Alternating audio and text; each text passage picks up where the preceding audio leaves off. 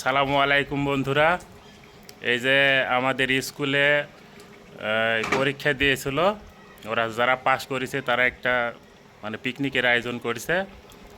আর এখানকার হচ্ছে রান্নার দায়িত্বে আছে আমার এই যে এই দাদা, দেখেন এই দাদা রান্নার দায়িত্বে আছে। এই যে তরকারি রান্না করতেছে। যদি কারো প্রয়োজন হয় তাহলে আমার সাথে যোগাযোগ করলে এই দাদা পাবেন রান্না করার জন্যে। হ্যাঁ, যে কোনো বড় অনুষ্ঠানে। আর উনি হচ্ছে আমাদের স্যার এখানকার মানে পরিবেশ মেনটেন করতেছে। আর দাদা রান্নার দায়িত্বে আছে, আর আমি একটু করে হেল্প করতেছি।